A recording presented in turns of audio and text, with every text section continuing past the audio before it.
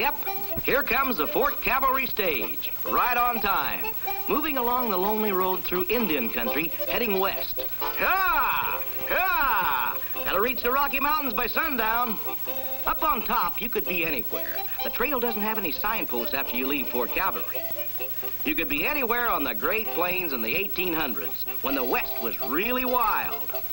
Now, this may be Indian territory, and it may look like the Old West, but the time is today, and the place is Freedomland, a big entertainment park in the Bronx, in the state of New York, just half an hour by subway from Times Square in New York City. Here, they've built the places and the buildings representing 200 years of American history. And riding shotgun across the Great Plains is only one part of the story of our country.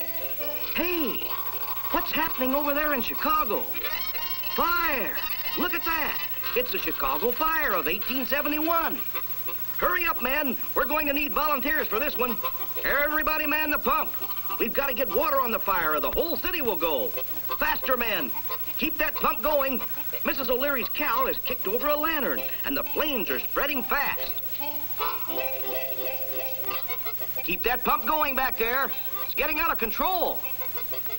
This fireman doesn't look very worried. Here at Freedomland, they have the Chicago Fire every half hour, every day.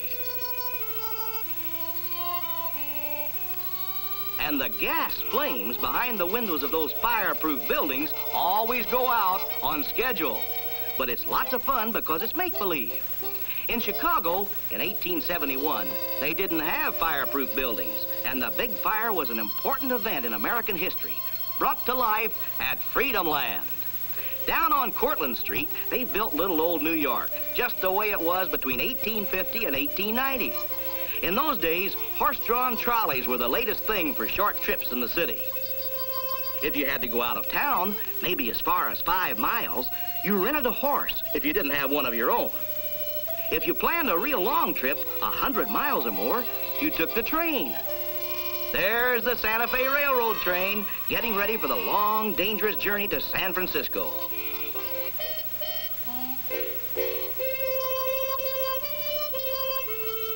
Here's another way people traveled in the 1800s, on a stern-wheel steamboat. All aboard! The paddle wheel starts turning, and away you go.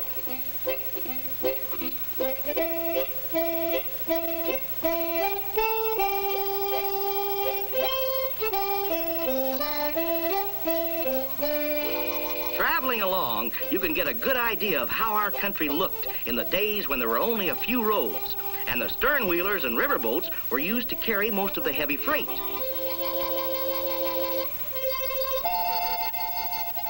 The bow of the boat is a good place to stand if you want to see what's coming up around the next bend. If your mother lets you stay there.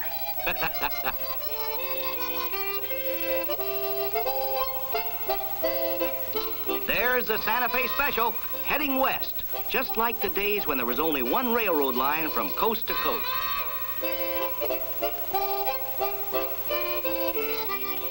On board one of the big stern-wheelers at Freedomland, you take a trip back to the days when there were only a few cities on the east coast of our country, and most of the land west of the Mississippi was a wide-open frontier.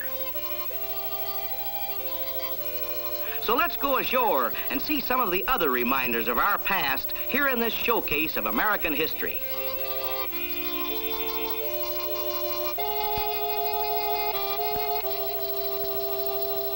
In the untamed Northwest, you can take a ride in one of the bull boats, traveling past a trapper's cabin back to the time of the historic Lewis and Clark expedition. You'll follow the route of the fur trappers, who were the first white men to see many parts of our country because they had to move farther and farther away from the new villages and towns to trap and hunt.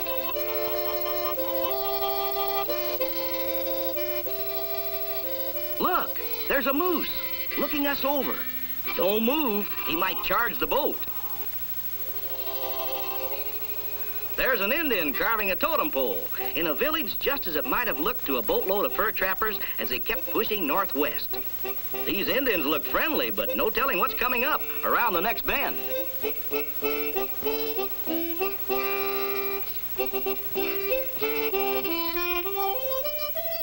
If you want to see more of Freedomland, the best thing to do is go up, way up, high. Riding in an ore bucket from the Tucson Mining Company, high above the buildings and the people. From here, you can see most of Freedomland and pick out the spots you want to visit next time.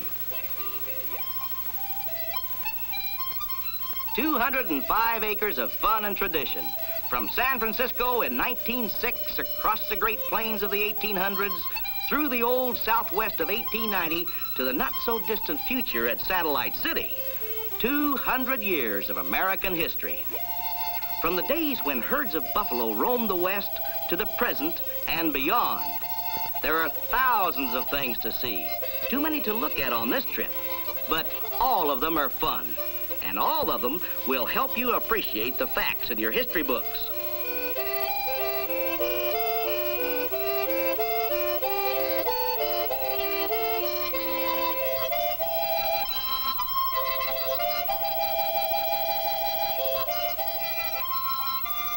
This is history brought to life. The history of the country that gave this place its name, Freedomland. Now it's time we got back on solid ground again, back to the Bronx in the state of New York. So long.